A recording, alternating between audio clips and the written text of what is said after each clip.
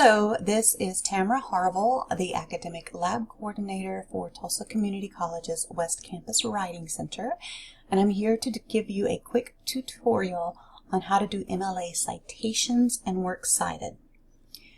So on your page that you see, I've already got some sources because, well, for the sake of time, I didn't want to have to type each one of these out. So I went ahead and put a few on here for you.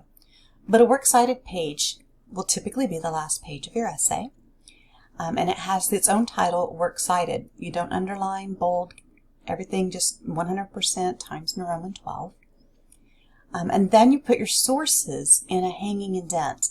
The tutorial I made over MLA format shows you how to do that, but I'll go over it again real quick. Over paragraph, there's this little tiny arrow you click on to open the window. You want to make sure all of these are zeros, change special to hanging, and then your line spacing is double. And that will give you this format. Now all of these sources are on here alphabetical by last name, Barron, Belton, Dershowitz, and Holmichael. And all of these pretty much have the same information. So you have last name first, and then the first name, the title of what they wrote, in quotation marks, so you can see all of those. There's their title, and they're in quotation marks. Then what it was published in. So this is the bigger work. This was published in PMLA, Film Quarterly, The Atlantic, So Many Books, which is a blog actually. And then where you found it. So this PMLA does not have a URL. So this shows us that they have the actual product in front of them. So the PMLA was volume number 128. Issue number 1, and the copyright date is January 2013, and I'm going to put a period there. Pages 193 to 200 is where you will find this particular piece. Okay, John Belton's, this is what he wrote, published in Film Quarterly, volume 61, issue number 3. Okay, it was the spring 2008 edition, and his piece is printed on pages 58 to 65.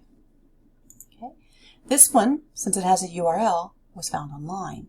So William Dershowitz, The Death of the Artist and the Birth of a Creative Entrepreneur is what he wrote, published in The Atlantic. The date is December 28th of 2014 is when it was published. And then this is the URL. Notice you don't need the HTTP : / you don't need any of that. Just the www and the information. And then the last one, Stephanie Holmichael. She wrote The Reading Brain: Differences Between Digital and Print, published in So Many Books on April 25th, 2013, and then this is the URL to find her blog. So they all have pretty much the same thing. Who wrote it, what they wrote, what it was published in, when, and where to find it, whether it's a page number or a URL. So it's pretty simple actually. I am going to minimize this. Okay, I'm going to take you into the library because a lot of students go to our library to find sources, and I'm going to show you a little shortcut. One shortcut, however, you do not want to use is like Easy Bibs or one of those maker programs that tells you that they'll do the bibliography for you, because a lot of times they are wrong. So this is the TCC library webpage. I'm going to go in Articles and Databases. And the most common one is Academic Search Premier. I've used that several times.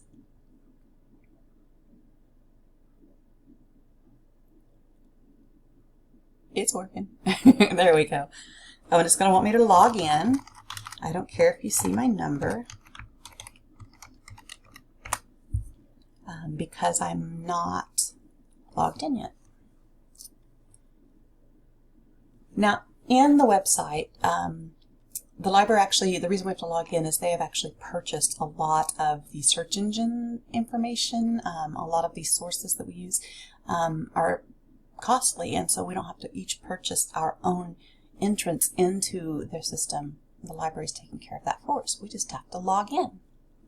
Okay, so here's this, and I am going to type in I don't know, my favorite thing to look up is Bigfoot, simply because nobody ever writes about Bigfoot.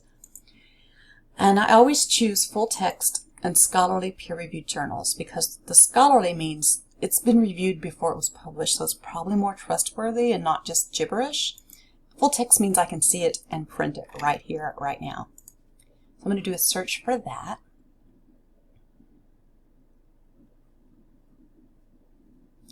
And in the library, incidentally, like if I couldn't find Bigfoot, I could look for Sasquatch or Yeti or something like that to find something. So we have a few different sources here. I'm going to say this one looks the least technical or scientific, but I'll choose it. Bigfoot, a Contemporary Belief Legend. So here's where you can get your PDF or HTML. I'm going to click on this. Sorry, my computer is very slow because I live in a hill. Not a cave, but a hill. Come on, there we go. Okay, so say this is the source you want. You skimmed over it, you're like, yeah, this is some good information. If you go over here on the right side, see this little slide guy right here? You can click on that. And almost every one of these has one of these little links. Not all of them, but almost every one. So here's your citation format. You can skim down and find MLA. Copy this. And I see it starts with a BY. So I'm going to go back to my paper. And that one's going to go here. So I'm going to paste it. Now when you paste, you have to be careful. Actually, let me go ahead and make him break down one. If you choose this one, it looks weird. I mean, even the font doesn't even match, right? The difference between these is watch what happens to the word EBSCOhost and review of general. You'll lose your italics. So when you're copying and pasting from the site, always use the arrow. But you're not done. Review it. You've got your last name, your first name, what they wrote, italicized for what it was published in with the volume and issue number, the date, and the location. But this one goes a little bit further because it was found on the search engine EBSCOhost, and then here's the URL. So everything here is good. Notice this white area after this space. Sometimes it's not very big, but this one's not too small. I try to measure with my fingers, and I think about, this is probably too much. Let's see. Yeah. I try to find a good stopping point, and I put my cursor, and I put a space. And look what happens. Because it looks as this is just being one word, the computer does, and it wraps it down. So now I've filled in that space and it doesn't look as bad. So this is a works cited. Okay, that's good, but how do you make citations out of these? Well, with every citation, you want to formally introduce them. So this would be Naomi Barron, and this is the title. And these are really the only things you would need to put in there. Unless you're using something from a specific page, then you would put the page number. Online stuff does not have page numbers typically. So I would say Naomi Barron, in her article, Redefining Reading, the Impact of Digital Communication Media, states, and whatever it is I think she needs to be in my evidence. However it shows up on here is how you put it in there. So it's always by this guy. You always want to make sure they're in there. This is in quotation marks, put it in quotation marks. But say you don't have an author, I am going to take away Joyce Bynum. And I'm going to say, we didn't have an author. So with this one, some people feel tempted to use this and say in an article by the review, but we don't see anything by review. We go by the very first thing here.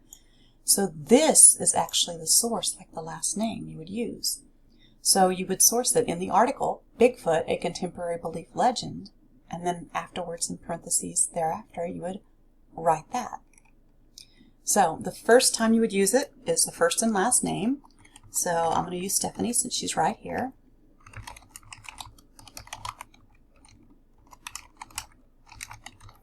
The article, and I cheat because I love copy paste.